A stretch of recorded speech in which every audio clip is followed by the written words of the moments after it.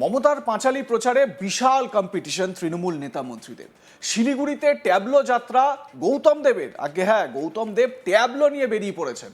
রাজ্য সরকারের বিভিন্ন উন্নয়নমূলক প্রকল্পকে সাধারণ মানুষের কাছে আরো সহজভাবে তুলে ধরতে শিলিগুড়িতে শুরু হলো উন্নয়নের পাঁচালী নামক বিশেষ ট্যাবলো প্রচার। বুধবার 17ই ডিসেম্বর এই ট্যাবলোর সূচনা উপলক্ষে এক অনুষ্ঠানে উপস্থিত ছিলেন শিলিগুড়ি পুর নিগমের মেয়র গৌতম দেব।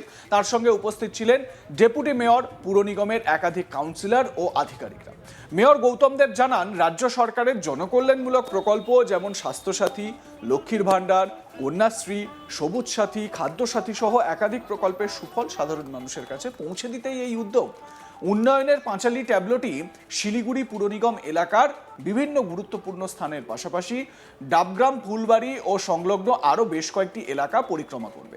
মেয়র আরও বলেন, আগামী 15ই জানুয়ারি পর্যন্ত এই প্রচার অভিযান চলবে। এই সময়ের মধ্যে প্রতিটি ওয়ার্ড ও জনবহুল এলাকায় গিয়ে রাজ্য সরকারের উন্নয়নের চিত্র তুলে ধরা হবে। আমি বিস্তারিত আরও আপনাদের বলবো, তবে তার আগে মমতা বন্দ্যোপাধ্যায়ের এই উন্নয়নের পাঁচালীর যে ট্যাবলো গৌতম দেব বের করেছেন, সেই ছবিটা একটু দেখে নিন।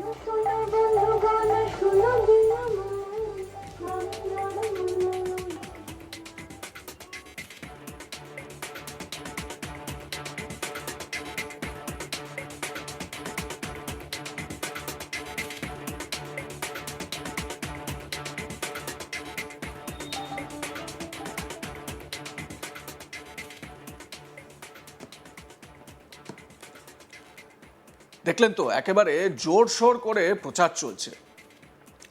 এবং মেয়র তিনি বলছেন যে আগামী 15ই জানুয়ারি পর্যন্ত এই প্রচার অভিযান চলবে।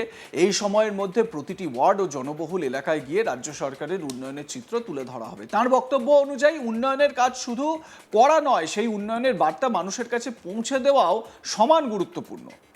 তো সেই লক্ষ্যেই এই ট্যাবলো প্রচার।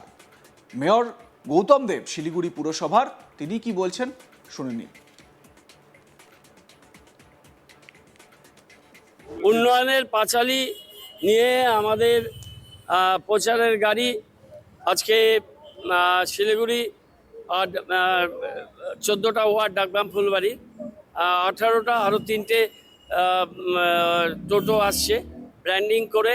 আমাদের উন্নয়নের পাঁচালী প্রখ্যাত সঙ্গীত শিল্পী ইমন চক্রবর্তী, মুখ্যমন্ত্রীর এই উন্নয়নের পাঁচালীর যেদিন তিনি রিলিজ করেন সেদিন এই গানটা গীত হয়েছিল। আজকে আমরা এটাকে আনুষ্ঠানিকভাবে পশ্চিমবঙ্গের প্রত্যেকটা জায়গায়, প্রত্যেকটা শহরে, গ্রামে এই প্রচারটা হচ্ছে, শুরু হয়ে গেল। এবং এটা 15ই জানুয়ারি অবধি টানা 1 মাস আমাদের এই প্রচারের রথটা চলবে। আমি কিছুক্ষণ পর ফুলবাড়ি 1-এ, ওখানে ট্রেড ইউনিয়ন থেকে ওরা 3টে টোটো বার করছে এবং ডাবগ্রাম 2-এর বিভিন্ন জায়গায় 1, ডাবগ্রাম 2-তেও ওরা বার করবে। আর শিলিগুড়ির গ্রামীণ ক্ষেত্রে মাটিকাড়া, নকশালবাড়ি এবং খড়িবাড়ি, ফাঁসিদাওয়াতেও একইভাবে এই প্রচারের রথ চলবে। তারপর আমাদের মহিলা তৃণমূল কংগ্রেসের পক্ষ থেকে ব্রত কথা, সেটা বিভিন্নভাবে 21 তারিখ থেকে 15 তারিখ অবধি চলবে এবং বাছাই করা 15 জন নেতা এক একটা বিধানসভায়, তারা মানুষের বাড়ি বাড়ি যাবেন। সেখানে এই উন্নয়নের যে কথা, সেই কথা মানুষের সাথে সম্পৃক্ত হয়ে, মানুষের সাথে মিশে সেই কথাটা বলবেন। এই প্রোগ্রামগুলো আমাদের হৃদয়ের অনেক কাছাকাছি প্রোগ্রাম, বিশেষ করে মানুষের কাছে চলা। আমরা মানুষের কাছে চলো আমি 12 সালে শুরু করেছিলাম, তারপরে দিদির দূতের সময় আমরা করেছি, রক্ষা কবচে করেছি। এখন আমরা এইবার আমাদের মানুষের বাড়ি বাড়িতে গিয়ে আমরা এই প্রচারটা করব। আমাদের বাছাই করা নেতা নেতৃবৃন্দ গ্রামে শহরে যাবেন, মানুষের বাড়িতে থাকা, তাদের সাথে যোগাযোগ করা, তাদের সাথে পথ চলা, মানে পথই আমাদের পথ দেখায়। এটা বরাবরই সত্যি কথা।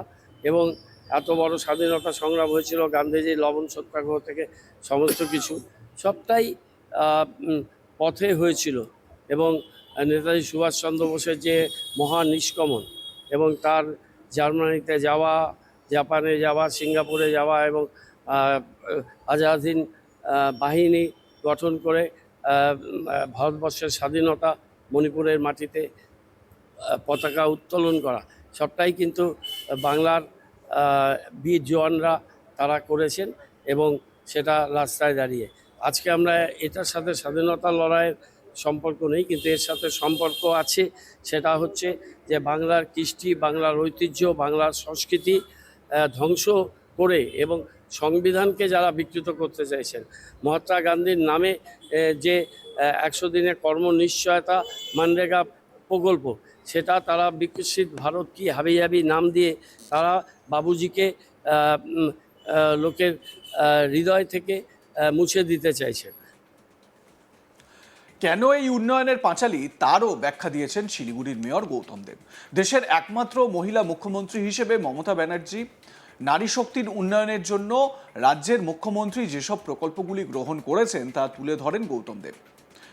মেয়র গৌতম দেব এ বিষয়ে কি বলছেন, মানে মমতা বন্দ্যোপাধ্যায়ের ভূয়সী প্রশংসা করে, শুনুন।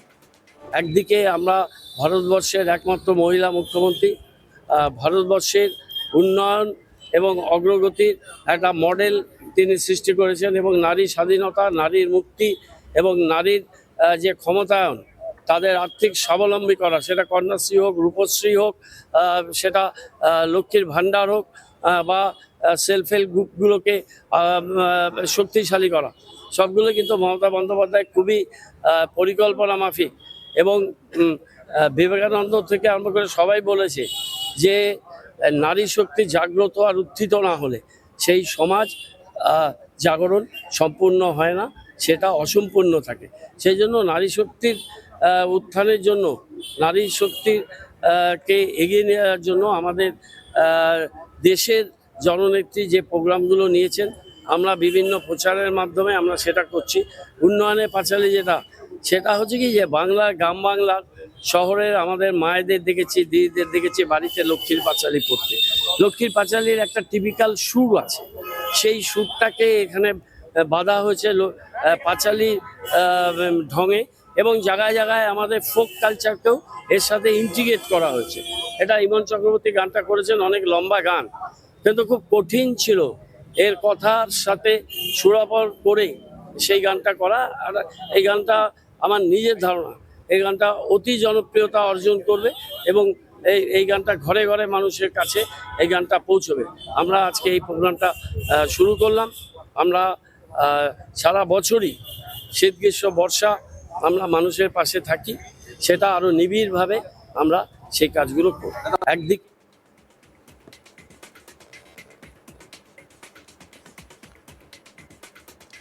লাইক, কমেন্ট, শেয়ার করতে থাকুন, দেখতে থাকুন আজ তাক বাংলা। সাবস্ক্রাইব করুন আমাদের ইউটিউব চ্যানেলটি, বেল আইকন প্রেস করুন নোটিফিকেশন পেতে।